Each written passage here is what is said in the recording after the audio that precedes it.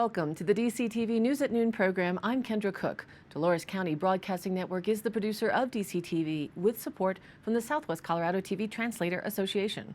If you have a news topic or event that you would like to see covered, give us a call at the studio. The number is 970-677-4119. Today's show runs Monday at noon and is uploaded to our YouTube channel and our DCTV News at Noon Facebook page, so you can watch it on demand. Today is September 30th, 2019. And now the news at noon. Reported in the Journal, courtesy photo, Jim Donovan. An off-highway vehicle rollover crash on a high mountain pass outside of Silverton last week resulted in a search and rescue effort that required helicopter transport. Deanne Gallegos, spokeswoman for the San Juan County, said on last Thursday evening authorities received a report that an OHV rolled over on Stony Pass, a popular backcountry road for off-highway vehicles and Jeeps just east of Silverton. As a result of the crash, 2 adults and 1 minor were reported injured, Gallegos said. At the time, most emergency personnel in Silverton were attending the 3rd annual Mountain Medicine Symposium. Crews with San Juan County Search and Rescue, San Juan County Sheriff's Office, San Juan County Silverton Ambulance, and San Juan County Silverton Fire Department all responded to the scene. Ultimately, one of the injured people required a helicopter transport by Flight for Life. The other 2 injured people were taken via ambulance. Gallegos said the injured patient's current condition is not known at this time. She said their identities have not been released. She had no further information as of last Saturday afternoon. And from the Journal with a file photo. Human trafficking might seem like a far-off issue, but it's a problem even in the Four Corners region. Its unexpected prevalence close to home was a key message Cara Napolitano from the Laboratory to Combat Human Trafficking delivered at a Montezuma County-sponsored training last Tuesday evening.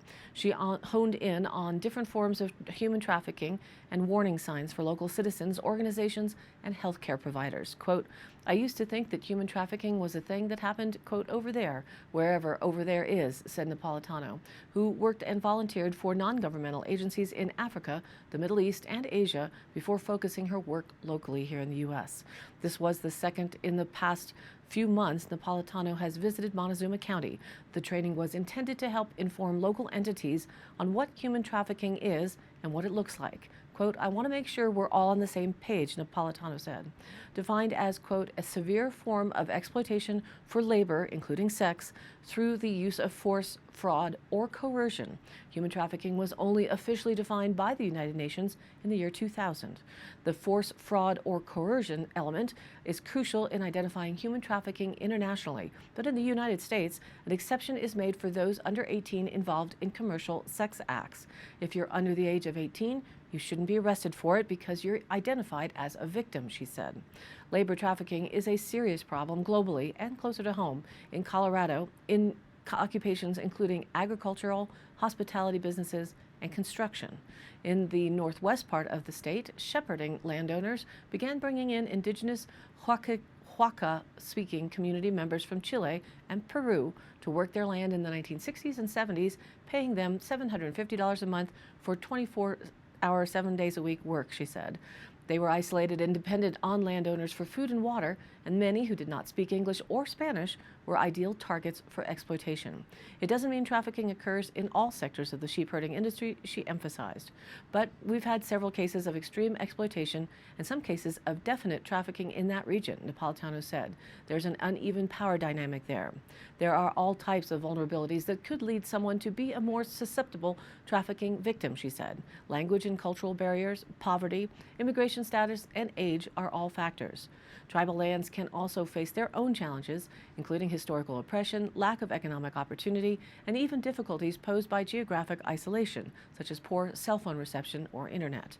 In this region, she is aware of one labor trafficking case that has been prosecuted, but according to local service providers, many other instances of trafficking have not been prosecuted. Quote, "Our numbers only tell a little drop in the bucket of the story of human trafficking," Napolitano said, because so many people B, don't self-identify as a victim, A, don't self-identify as a victim, or B, are afraid to report it. There are all types of red flags for trafficking, although these flags could indicate any number of problems. Warning signs might look like unexplained injuries, malnourishment, frequent pregnancies, paranoia, addiction to drugs, or alcohol and homelessness.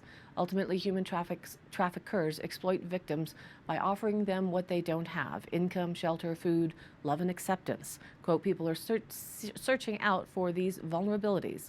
We need to be doing better, much better, at offering these things to our community members. Colorado has a human trafficking hotline, so if you or someone you know needs to report tips, request referrals, or get help, you can call 866-455-5075 or text 720-999-9724. Reported by the Journal, a 3-vehicle crash last Thursday evening just east of Mancos slowed traffic for about an hour on U.S. Highway 160. Colorado State Patrol Trooper Jeff Chmielewski said he did not have details about the crash, which occurred around 6:50 p.m. and resulted in minor injuries to all 3 men driving the vehicles. Chmielewski was not sure if any of the men were transported to hospitals. Randy Jorgensen, age 19, of Cortez, the driver of a white 1995 Chevrolet pickup, was cited for careless driving. Miguel Martinez, age 38, of Mancos, the driver of a white 2007 GMC Yukon, was cited for failing to present valid insurance. And the third driver, Carlos Rizek, age 67, of Norman, Oklahoma, was not cited in the crash. Now let's take a look at our local weather. Today, sunny with a high near 72 degrees, breezy with a south wind remaining at that steady and annoying 20 to 25 mile an hour rate. Tonight, clear with a low around 45 degrees and still breezy with that south wind 15 to 20 miles an hour starting to decrease to the 10 to 15 mile an hour range in the evening. But we will still see winds that could gust as high as 35 miles an hour. And into Tuesday, it doesn't stop yet. Sunny with a high near 69 degrees, breezy with a south-southeast wind at 15 to 20 miles an hour, becoming southwest in the afternoon. And winds again could gust as high as 30 miles an hour. There is a fire band for high winds and dry conditions warning for Tuesday, so keep that in mind in terms of your outdoor activities. Then Tuesday night, clear with a low cooling off around just 37 degrees, breezy still with that southwest wind, 15 to 20 miles an hour, becoming 10 to 15 miles an hour later in the evening, and we continue with those wind gusts into Tuesday night as high as 30 miles an hour. And then it looks like by Wednesday we cool off even more, and settling down in the wind department, it'll be a sunny day with a high near just 63 degrees. East-southeast winds 5 to 10 miles an hour, becoming west by the afternoon. Wednesday night, clear with a low around 34. It's getting chilly out there, so we're also seeing October temperatures drop a bit. And then for Thursday, sunny with a high near 71 degrees. Thursday night, mostly clear and a low around 44. And right now, Friday looks like a slight chance of showers and thunderstorms are possible in the afternoon. Overall, mostly sunny with a high near 71 degrees. Friday night, partly cloudy and a low around 41. And so far, the first weekend in October is setting up to be a nice one. Could be leaf watching if they haven't all blown off by then. It'll be Saturday sunny with a high near 69 degrees. Saturday night, mostly clear with a low around 39. And now back to the news. As reported in the Journal, Fort Huachuca photo from Albuquerque. It will be up to a federal appeals court to decide whether tens of thousands of acres in New Mexico should be reserved as critical habitat for the endangered jaguar. The 10th U.S. Circuit Court of Appeals in Denver heard arguments last week from lawyers representing farmers and ranchers wary of setting aside such a large expanse for the cats because few of the animals have been seen in the American Southwest over the last 2 decades. Environmentalists have argued that setting aside the territory will be crucial to helping jaguars expand their range beyond their core population south of the U.S.-Mexico border. Jaguars have prowled the Southwest rugged mountains and desert rivers for thousands of years, but they won't flourish again without safeguards, said Michael Robinson, a senior conservation advocate with the Center for Biological Diversity. The challenged areas are part of nearly 1,200 square miles designated in 2014 as essential for the conservation of the jaguar. The critical habitat spans parts of southwestern New Mexico and southeastern Arizona. The New Mexico Farm and Livestock Bureau and other ranching groups have argued that much of the habitat in New Mexico is privately owned grazing land. They have said that the designation could affect the renewal of grazing permits, the building of stock ponds or fencing, and ultimately the ranchers' livelihoods. Jaguars are found in 19 countries, but only 7 male jaguars have been spotted north of the Mexican border since 1996. There were 2 sightings in portions of New Mexico's Hidalgo County between 1996 and 2006. The animals have been protected under the U.S. Endangered Species Act for decades. Reduced habitat, insufficient prey, poaching, and conflicts with livestock are among the reasons the Jaguars' decline in American Southwest over the past 150 years. This past April, the U.S. Fish and Wildlife Service made public a recovery plan for the jaguar that called for 2 sprawling habitat areas, one from western Mexico into southern Arizona and New Mexico, and the other from eastern Mexico through Central America and South American countries to northern Argentina. The agricultural groups have said that the New Mexico habitat amounts to an overly extensive buffer and that the Fish and Wildlife Service could meet its goals by preserving the breeding population 130 miles south of the U.S.-Mexico border. A federal judge in 2017 upheld the agency's habitat designation, prompting the ranchers' appeal. Federal attorneys last Wednesday again defended the agency's determination that the critical habitat in New Mexico was important to conservation efforts. It's unclear when the appellate court could issue a ruling. Reported by the Durango Herald with a photo, Jerry McBride. Among the kivas, pit houses, and other remnants of prehistoric humans in the Four Corners, archaeologists at Crow Canyon Archaeological Center are looking for clues to learn how ancient people handled migration and climate change, some of the same issues modern civilization is confronting. For Liz Perry, Crow Canyon's president and CEO, socially relevant research questions are key to the nonprofit's future after it faced cutbacks this last year, she said. Perry started at the nonprofit about a year and a half ago after financially turning around an Alaska Native corporation. At Crow Canyon, she took a deep dive into the nonprofit's finances and found it had grown too quickly and revenue had not kept up, she said. The nonprofit laid off 12 employees, bringing the staff down to 55 as part of the changes. Now she is looking to ensure the nonprofit stays relevant and its 3 areas of focus, research, education, and Native American partnerships, are closely integrated. Perry said addressing big social questions energizes the staff and keeps the center relevant. Quote, everyone at Crow Canyon is passionate. When we all get together to do brainstorming sessions about the projects we want to do, everybody says, quote, world peace. And we laugh and we say, well, let's scale it back a little bit. Some scaled down work includes educating visitors about migration, an issue that has become deeply divisive in modern society. Migration is an integral part of the human experience, said Susan Ryan, archaeologist who oversees all of Crow Canyon's programs. Crow Canyon's work has shown that ancient Native American people didn't leave the Four Corners en masse in 1276 because of a drought. The residents started migrating south to areas decades before that, like the Rio Grande Valley, possibly because of social structure changes, she said. Migration takes place since we are humans, and it will never stop, and in a way, what we're seeing in the modern world is an acceleration of migrations because of the fact that the environment is changing and political structures are changing. Borders are changing, Ryan said. Perry said she expects exploring relevant social questions will help the nonprofit apply for new grants and develop new curriculum to educate students and adult visitors. The nonprofit also helps to improve cultural awareness about Native American tribes that descended from those who built the ruins.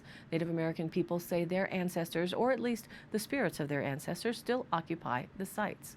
Joseph Suina, chairman of Crow Canyon's Native American Initiative Committee, said he also wants to ensure tourists understand the descendants of ancient Pueblo people still inhabit the Southwest. Quote, we are not from the past, we are very much in the present and very active, said Suina, a Cochiti Pueblo member and a Crow Canyon Board of Trustee member. To help share that message, he would like to see more members of the 19 Pueblos go to work for Crow Canyon, he said. In addition to educating visitors, Crow Canyon also supports Pueblos interested in preserving aspects of their cultural and researching their past. For example, the nonprofit helped Cochiti Pueblo start a total language immersion program. Perry's decision to integrate Crow Canyon's 3 missions, or integrate, education, research, and Native American partnership, might be tough, but it was necessary, he said. I'm a people person throughout all time and space, she said. I love knowing that what makes people tick, whether it's people in an organization or people in the past. It's really the same thing. I wonder if they'll address the giants whose bones have been found in the Four Corners. And today's High Canyon Country happenings. October 11th and 12th, there's a demystifying entrepreneurship workshop up in Norwood. They want to share that your business starts here, learn risk and rewards, find your dream, create customer value, stand out in the market, and much more. Friday evening, the participants will meet with the public reception at the Livery in Norwood, and then Saturday, the workshop runs from 8 a.m. to 4 p.m. at the public library. The link to the registration is on our Facebook page. This Thursday is the Town of Dove Creek workshop meeting starting at 6:30 p.m. You might want to check out their new town website that has many interactive opportunities to pay bills and the like and look up ordinances. And that's online at colorado.gov/Pacific/Dove Creek. And this Friday is the Dove Creek Care and Share Food Pantry Monthly Distribution. The day starts at 10 a.m. at the VFW building at 214 East 4th Street. Bring your own bags, boxes, and ID.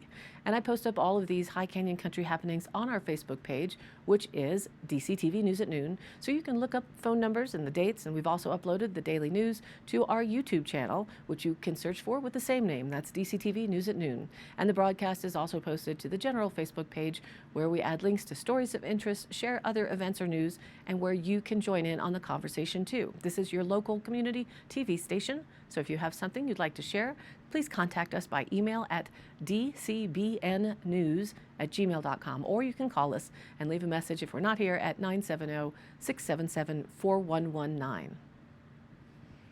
Thank you for tuning in. News at Noon now airs noon Monday through Friday, and then is available for on-demand viewing online on our YouTube channel and posted on our DCTV News at Noon Facebook page. We ask that you please like us there and share it with your friends and family. This has been a production of DCTV. For the News at Noon program out of Dove Creek, Colorado, USA, I'm Kendra Cook. Thank you for watching.